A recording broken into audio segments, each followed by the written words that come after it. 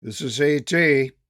This here is Mickey Walker, the Toy Bulldog.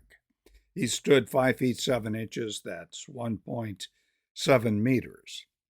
One of the top pound for pound fighters of the pre chemically enhanced era, along with men like Sam Langford, Harry Greb, Batley Nelson, Jack Chappie Blackburn, and a number of others.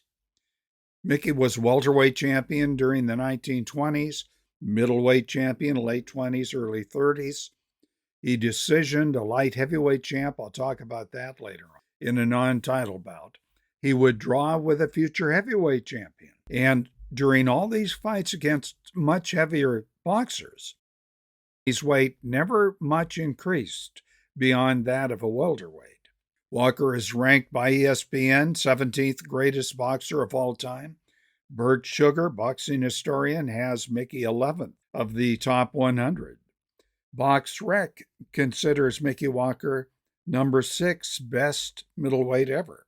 He's been ranked as a Hall of Famer by the International Boxing Research Organization, yet most people do not know anything about Mickey Walker. This, despite his great record and a tremendous amount of publicity during his era and a while after.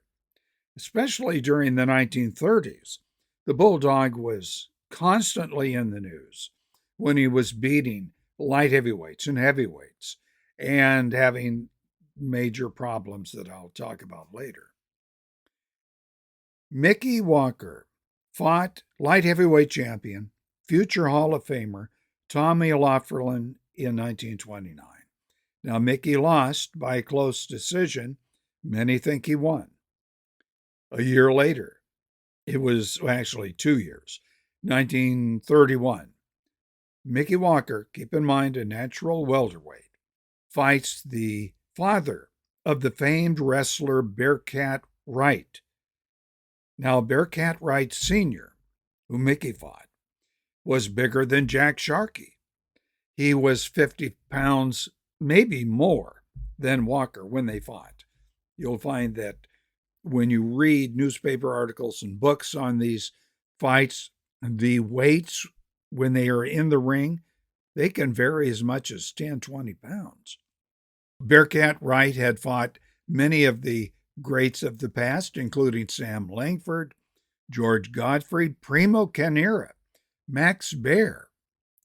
Yet the Toy Bulldog left the Bearcat near senseless, hanging on the ropes, winning by a huge margin.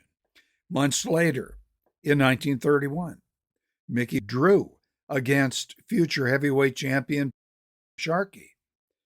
I think Mickey won, and so do a lot of others. In 1932, Mickey Walker went 5-1. He beat King Levinsky, Paulino Uskudan. Then he did lose by an 8-round knockout to Max Schmeling, former world heavyweight champion.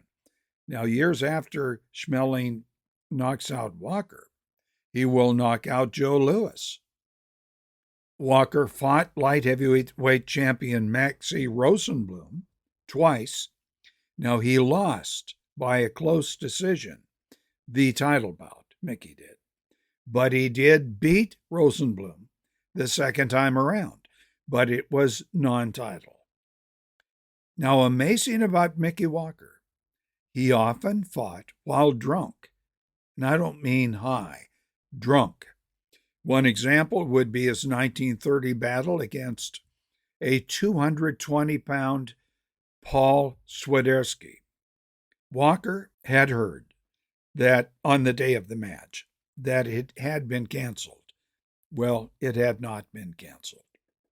But nonetheless, Mickey went out, got drunk. He staggers into the ring.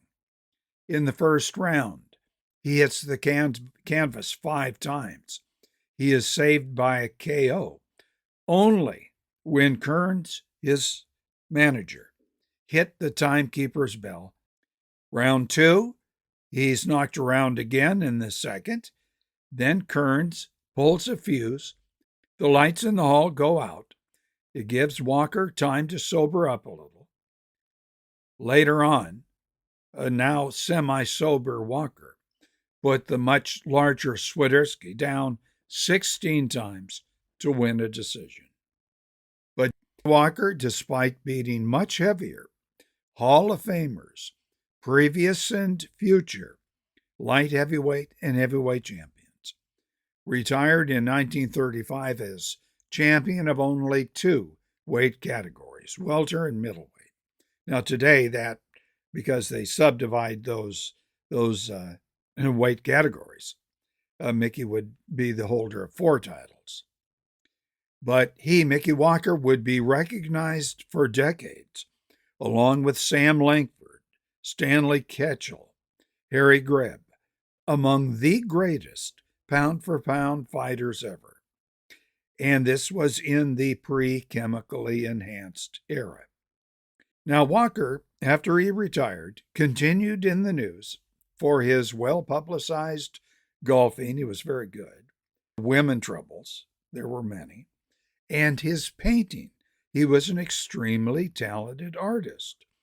His works were displayed internationally, reviewed very positively.